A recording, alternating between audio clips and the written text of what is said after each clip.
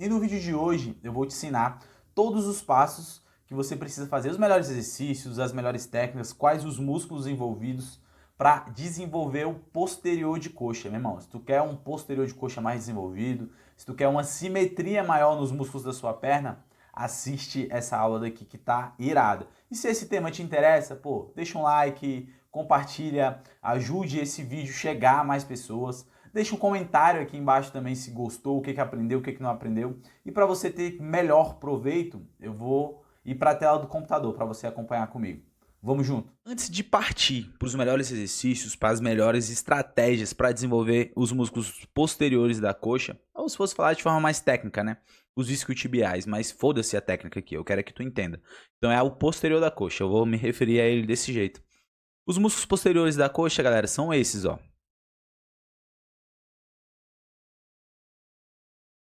Aqui é o bíceps femoral, o semitendíneo e semimembranáceo. Esses são os três músculos que compõem a porção posterior da coxa, né?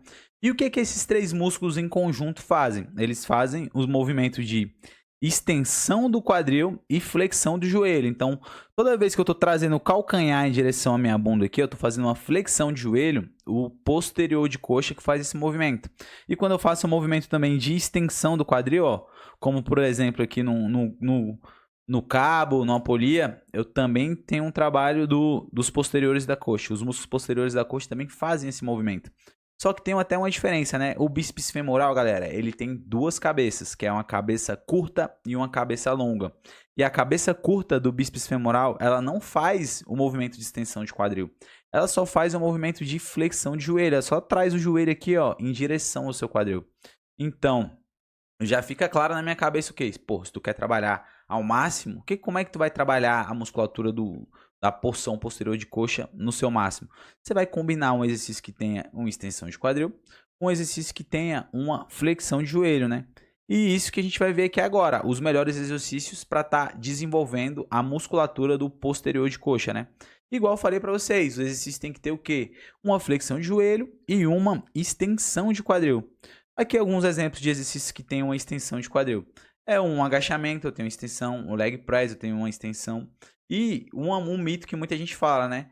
Que esses dois exercícios realmente ativam o posterior de coxa, mas no hipertrofiam quase nada. Então não são boas opções, galera, para colocar no seu treino quando você está pensando em posterior de coxa. Porque só ativar a musculatura não tem nada.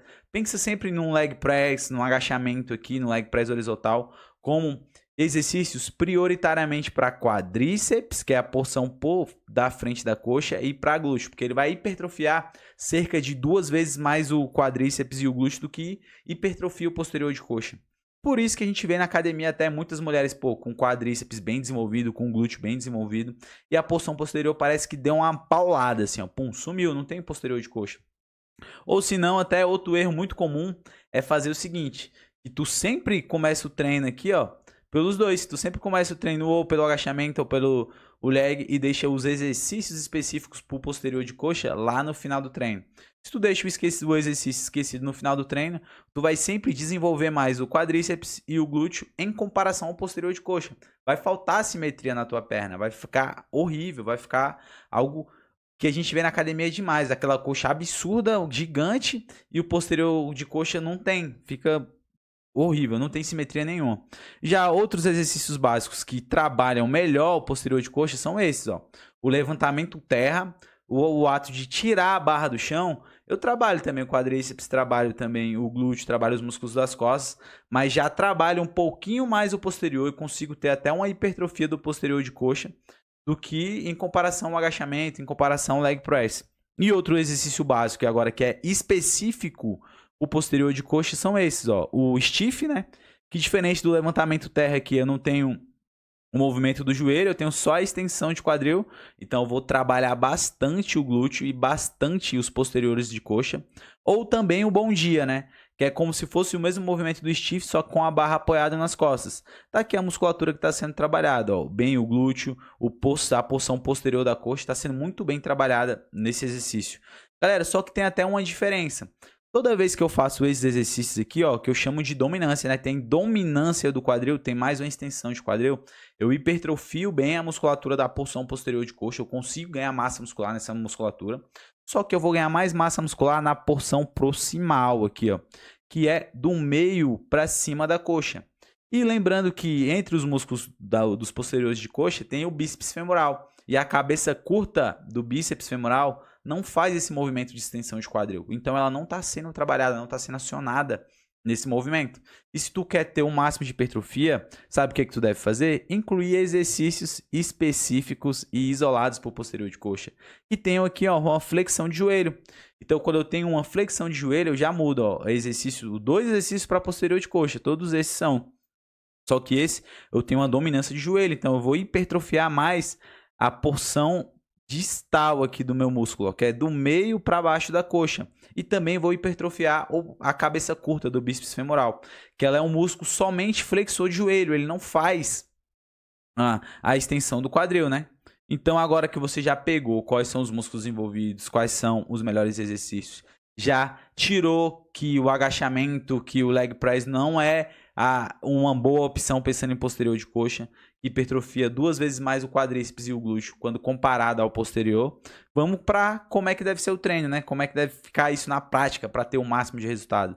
O treino para desenvolver o posterior de coxa, galera, é da seguinte forma: leg press e agachamento ativam, igual eu falei para vocês, mas hipertrofiam muito mais o quadríceps e os glúteos do que o posterior. Pô, hipertrofia 2 vezes mais o glúteo e o quadríceps do que o posterior. Então, leg press e agachamento são excelentes exercícios para glúteo e para quadríceps. Para posterior de coxa, você vai ter que incluir exercício específico isolado para ele. E deve incluir exercícios que tenham dominância de quadril, como um stiff, um terra, um bom dia, para hipertrofiar a porção ali mais próxima ao glúteo, né, do meio para cima da coxa, e exercícios que tenham dominância de joelho, que pode ser tantas flexoras, sentado, deitado ou em pé, são excelentes opções para estar hipertrofiando a musculatura do posterior de coxa. E se tu quer o máximo de resultado, velho, tá na cara. Tu quer hipertrofia simétrica tanto da porção distal lá, mais próxima ao quadril, quanto na porção mais próxima ao joelho, tu vai combinar exercícios que tenham dominância de quadril com outro exercício que tenha dominância de joelho, para ter o máximo de trabalho para a musculatura do posterior de coxa. Aí você consegue ter o máximo de resultado. Conseguiu pegar? Conseguiu entender? Se tu gostou desse vídeo, deixa um comentário aqui embaixo ou deixa até uma sugestão para os próximos vídeos. Um forte abraço, tamo junto.